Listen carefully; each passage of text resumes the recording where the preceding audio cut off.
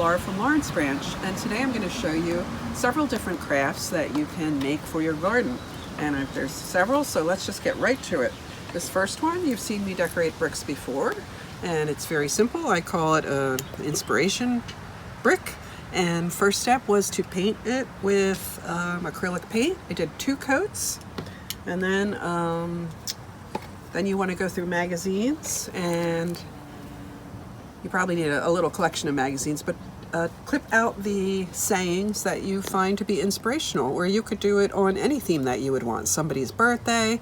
You could actually make your own words by cutting letters individually, but the magazines that I had yielded quite a few sayings that I wanted, and this was really easy to do. And then I simply used straight white glue to glue my clippings onto the brick, and then I used a paintbrush around each edge to get it on there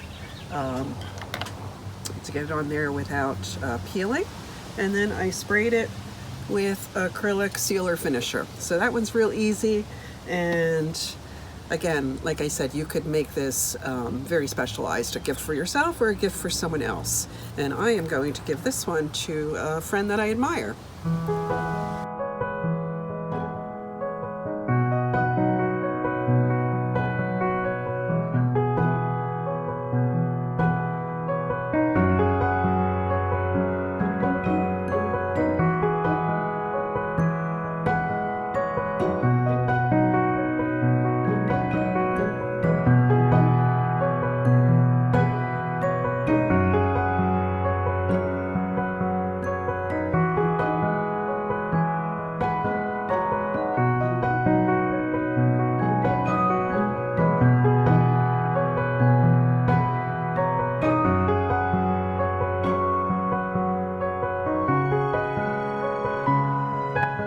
For this craft, I am utilizing river glass, and you may be familiar with sea glass and how beautiful it is.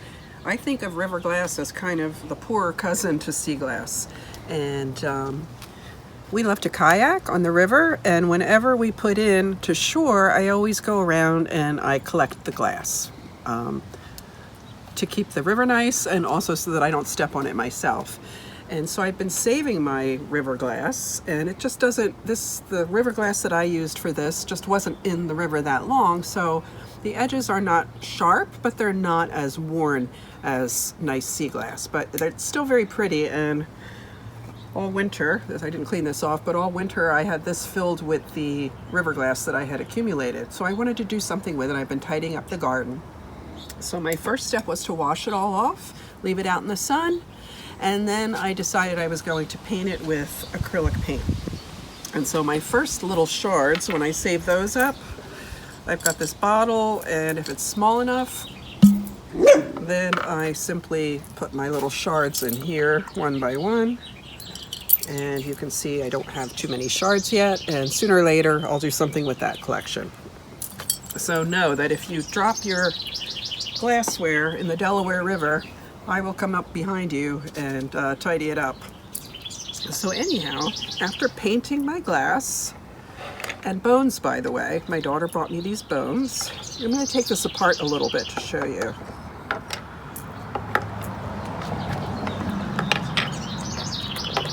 We kind of joke that this is the Fred Flintstone craft. Anyhow, I wanted to use the glass to decorate my garden, but I didn't want it to be permanently glued in place. I like to be able to change this around, and we've all been walking by and changing the placement of these objects. So if you do go out in the woods, you will find animal bones, and my daughter loves to do this. So she had already painted these, and she brought them to me, and I sprayed them with a sealer finisher. But for all the sea glass that I'll show you pictures of, so the river glass, I simply painted it with 1 or 2 coats of different colors of acrylic paint. You can see on the back that it's just not that attractive on its own. So while I thought about making a mobile or something else, I kind of had to hide the fact that it doesn't look so good on one side. So I painted them in a whole bunch of different colors, and then I used Gorilla Glue to adhere one piece of the glue to the other. The one piece of the glass to the other. And you're gonna see that some of my Gorilla Glue still shows. I'm gonna have to take an X-Acto knife and get rid of those extra pieces. So the idea being that this could be separated and you could redecorate it in different ways. This is kind of busy, the way I've chosen to do this arrangement. I could put one or two. I've got a lot more of these bowls, the planter bottoms, and that I could paint smaller ones, and that's what I did with this one. I'll show you in the pictures. So, separating a little bit of this so you can see. It's got a lot of different colors. It shines in the sun. And like I said, I'm going to be able to trim off these extra pieces of glue and utilize this in different ways. And it's a really nice way of reusing that river glass. And again, the bones really lend a really cool element to it as well. Almost like a little Zen garden of glass. So think of this as really several mini projects in one. You could do one or several of these. You don't need to make the whole entire display, but that's what I was using my extra materials to do. And have fun with it if you make it.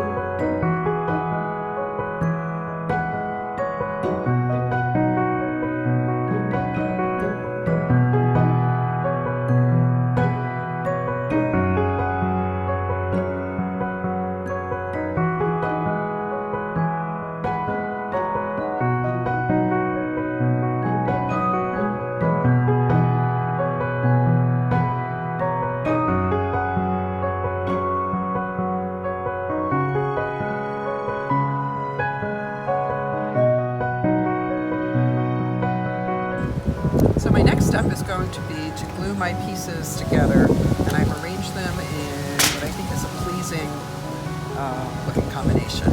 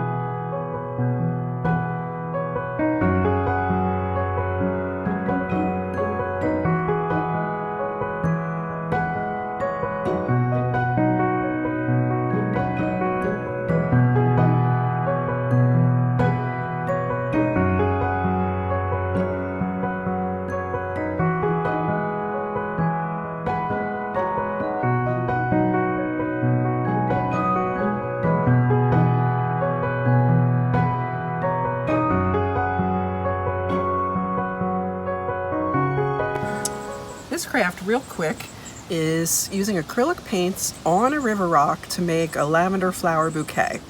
And I did watch a tutorial on how to do it, the German video, and at the end of this I'll show you a screenshot. I watched it once and I thought I could do that, and so mine is not as perfect as hers, but it's definitely something you can do if you're not a painter. I literally played her instructional video and I kept hitting pause and I did the steps one at a time. So I have a source of river rocks. I made myself a dry stream bed in our yard last year, and so I went out in the yard and I just gathered a dozen or so river rocks. But we all live here in Mercer County near the river, and that's another place that you can get rocks, and you can certainly buy them. You can buy them online and you can buy them at local plant and garden nurseries.